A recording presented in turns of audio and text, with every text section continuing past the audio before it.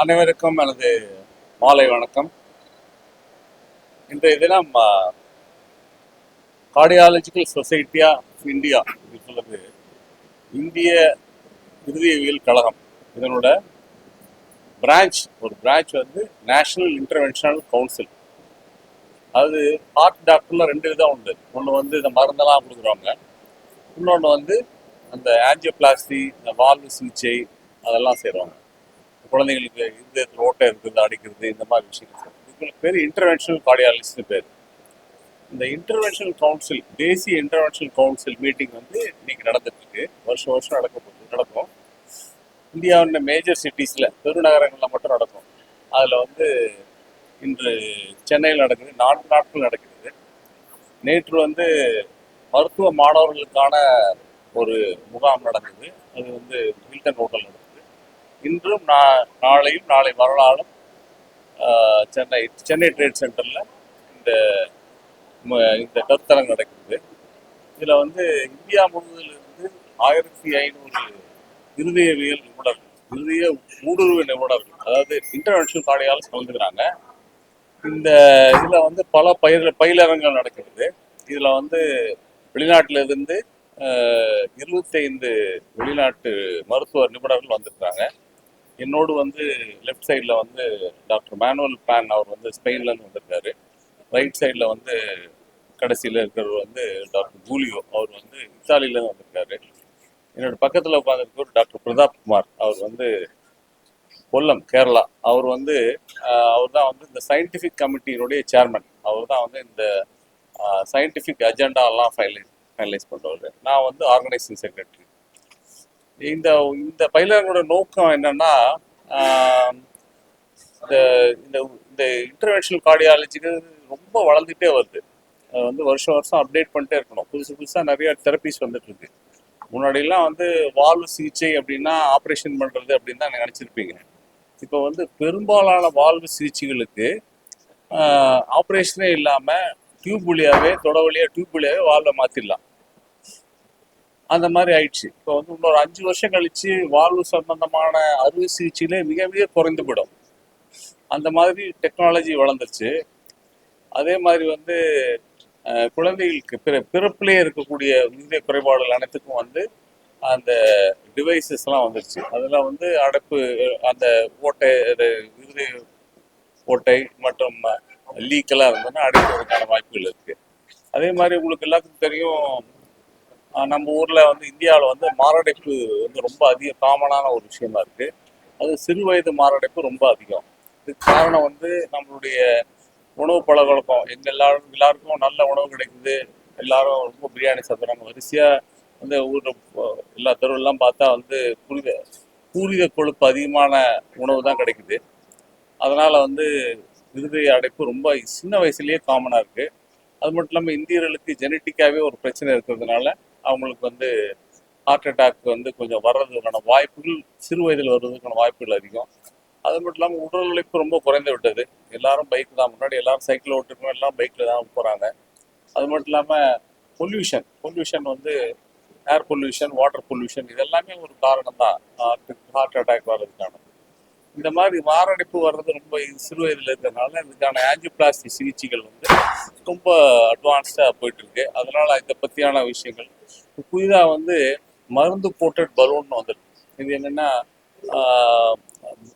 ஸ்டென்ட்டே இல்லாமல் ஜஸ்ட் பலூனில் ஒரு மருந்து கோட் பண்ணி அதை மட்டும் வச்சு அந்த அடைப்பட்ட குழாயை ஓப்பன் பண்ணி விட்டா அது திருப்பி அடைக்கிறது இல்லை அப்படின்னு ஒரு புது டெக்னிக் வந்திருக்கு. அது வந்து இப்போ ரீசெண்டாக வந்திருக்கு. இது போன்ற பல விஷயங்களை வந்து டாக்டர்கள் மத்தியில் அவர்களுக்கு பயிற்சி கொடுப்பதற்காகவும் அதை பற்றி ஒரு பயிலரங்கு நடத்துவதற்காகவும் தான் இந்த conference, national interventional council conference நடக்குது. இதோட ஒரு முக்கியமான விஷயம் என்னன்னா, இந்தியாவில் வந்து இந்த மாரடைப்பு சதி அதிகமாக. இந்தியா ஒரு பெரிய நாடு, ரொம்ப பெரிய நாடு. இதில் வந்து எத்தனை பேர்த்துக்கு ஆஞ்சியோபிளாஸ்டி நடக்குது, எத்தனை பேர்த்துக்கு இந்த வால்வு சிகிச்சை நடக்குது, எத்தனை பேர்த்துக்கு எத்தனை ஸ்டென்ட் போகிறாங்க, எத்தனை ஸ்டென்ட் வந்து இறக்குமதி செய்யப்பட்டு போடப்படுகிறது, எத்தனை ஸ்டென்ட் வந்து இந்தியாவில் செய்த ஸ்டென்ட்கள் போடப்படுகிறது போன்றதுக்கான டேட்டா. இந்த டேட்டா வந்து இந்த நேஷனல் இன்டர்வென்ஷனல் கவுன்சில் தான் கலெக்ட் பண்ணுது.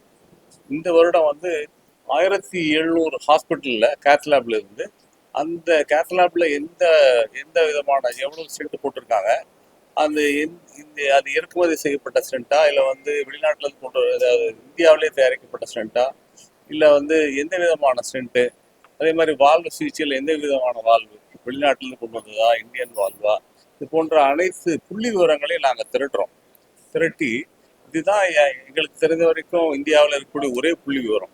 இந்த புள்ளி விவரத்தை வச்சு தான் ஹெல்த் கேர் பிளானிங், அதாவது ஒரு ஒரு மருத்துவ சிகிச்சைகளுக்கான எவ்வளவு செலவு பண்ணுறது, இது போன்ற பிளானிங்க்கு இது யூஸ்ஃபுல்லாக இருக்கும். இந்த டேட்டா வந்து நான் வருஷம் பப்ளிஷ் பண்ணுறோம். இதன் மூலமாக வந்து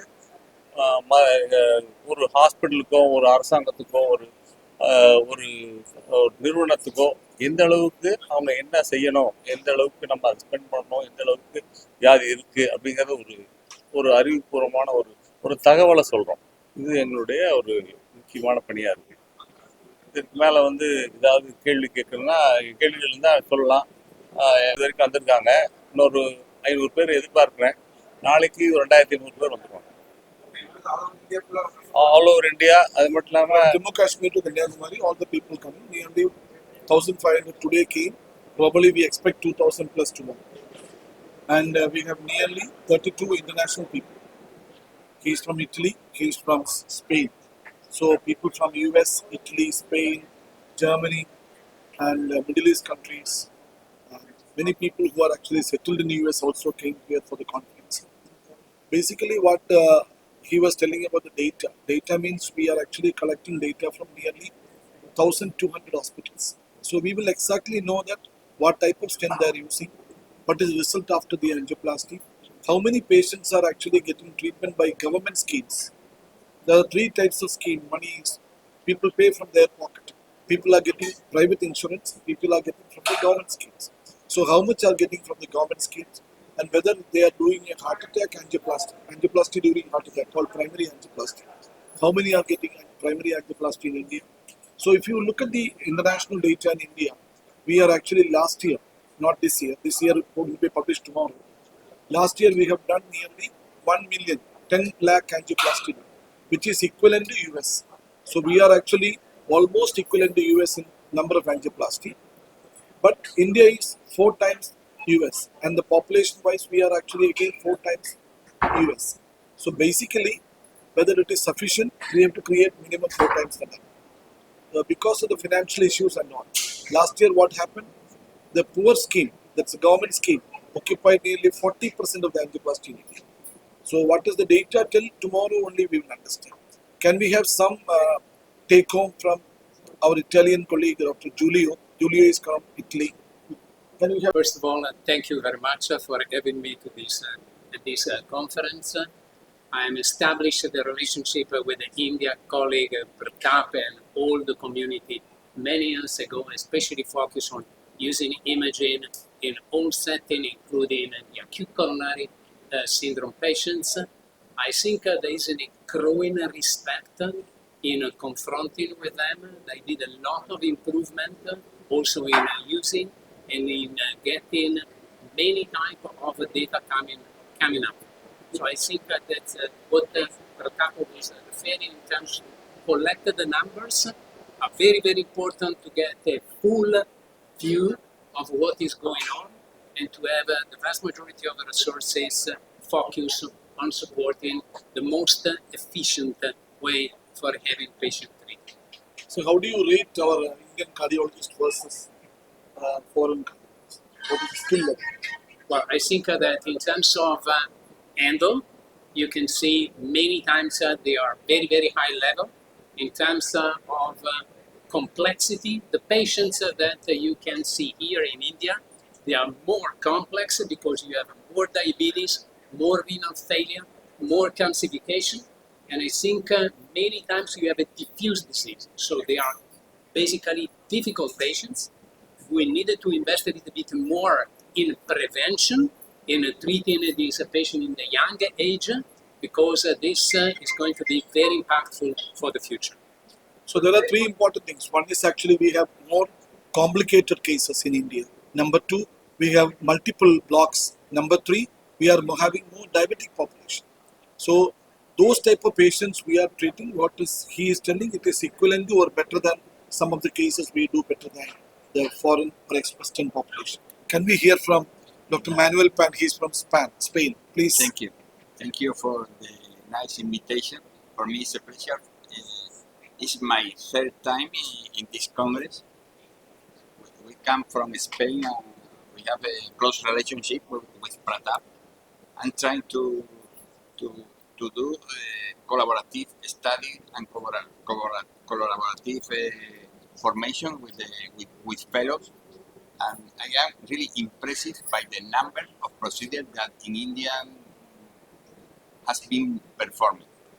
The Congress represents the interventional activity, and as Julio mentioned, the patient has a very complex disease, difficult to treat, but the interventional cardiology used to do an exceptional work, and